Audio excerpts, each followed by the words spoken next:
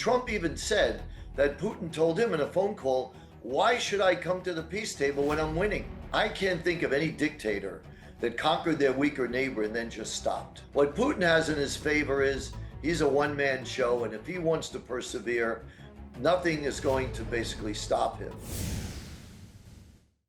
Welcome back to Harry Cole Saves the West. Don't forget to subscribe on YouTube. Hit subscribe, you won't miss a thing. Now, in the least surprising news of all time, Witkoff and Jared Kushner, the new face of American diplomacy, have returned from their Kremlin visit empty-handed. Once again, Putin says no dice. He's sticking to his maximalist positions when it comes to the invasion of Ukraine, and looking increasingly like, as it has for many months, he has no real interest in peace. Joining me to discuss the latest twists and turns in this horrible, gritty and grim spectacle is Harley Lippman, a foreign policy expert. Good evening, Mr. Lippman. I mean, the definition of insanity, I think, is trying to do the same thing over and over again and achieving the same result. I mean, how many times have we been here in that we march up this hill, we think there could be a breakthrough, and the Kremlin say, niet. Well, what makes this different is that the Trump plan gave significant concessions to Russia. So the thinking goes that with this, that they could noodle on, this may be the bridge to open up more serious negotiations. Though I think that's the thinking.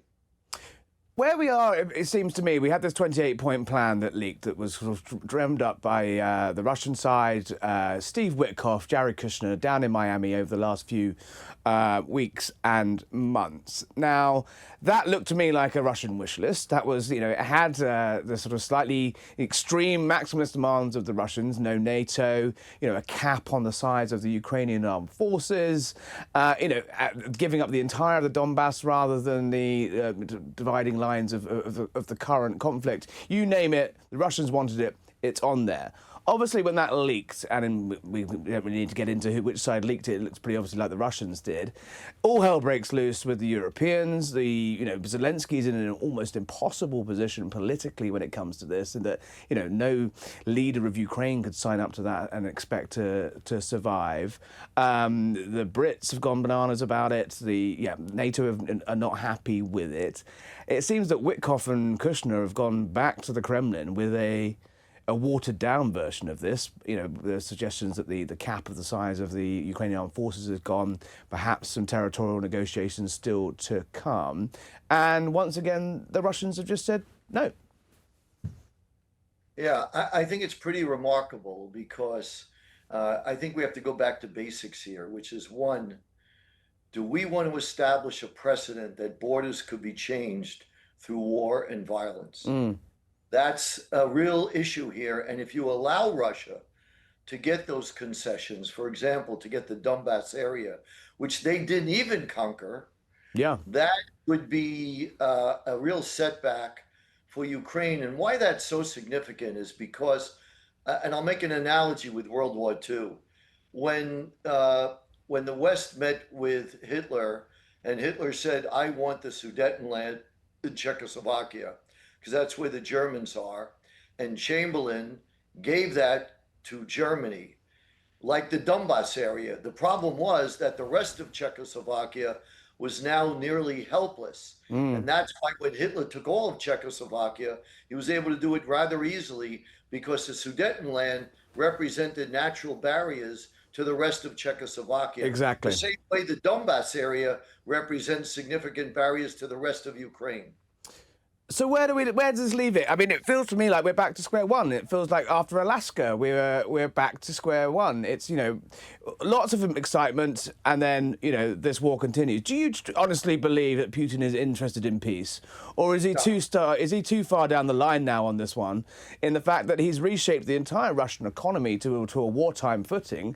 And actually, it looks to me like he's just going to try and sit Trump out and, you know, carry on for another 18 months, 3 years. Absolutely. And the reason why I say that is just read his speeches. Yeah. Putin has been, for 20 years, he said the biggest calamity of the last century was not World War II, where they lost almost 30 million people. He said it was a loss of the Russian Empire. It says everything. So he wants that empire back, and he's determined to get it. So the only way to stop him from doing that is to be able to show him that he can't win.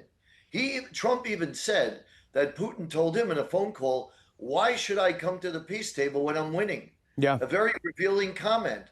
And the way to show that Russia is not winning is to do a few things, such as letting Ukraine getting Tomahawk missiles, which will enable them to target areas deeper in Russia that would be very painful for Russia.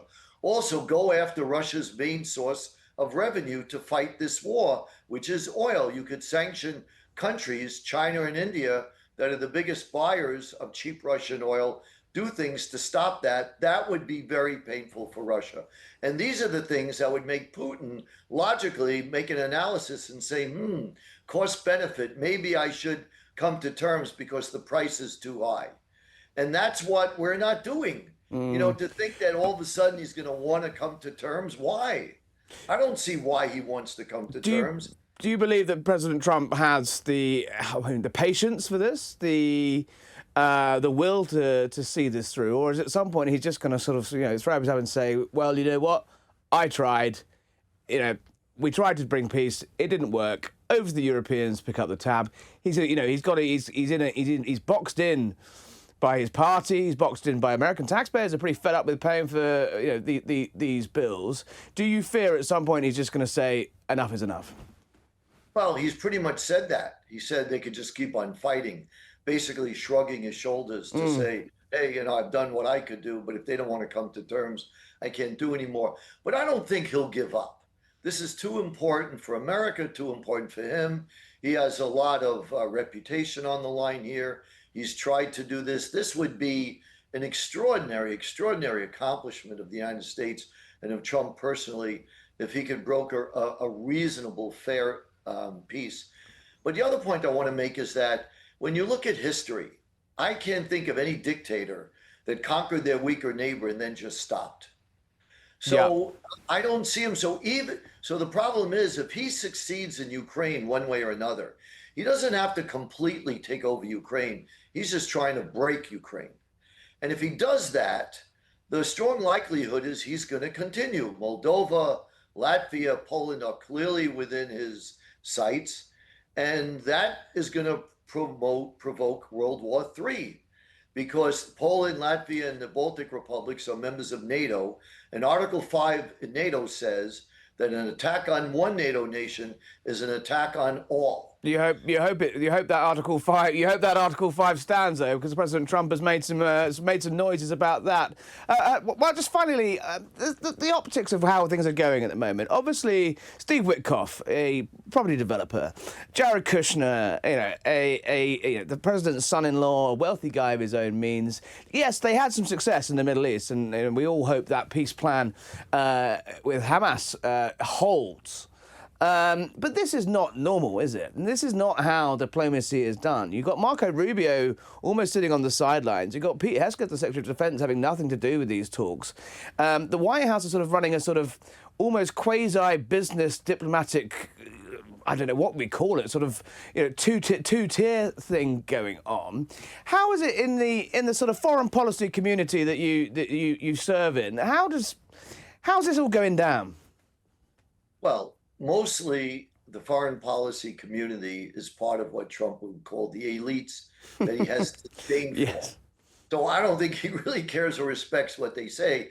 And the foreign policy community, as you can imagine, views Witkoff and Jared Kushner as amateurs, real estate developers who should have no business negotiating these major issues. However, I have a different view. Ironically, looking at it through the eyes of real estate may be a more effective way to making peace deals than traditional diplomacy, as strange as it sounds. Traditional diplomacy is very long, very bureaucratic.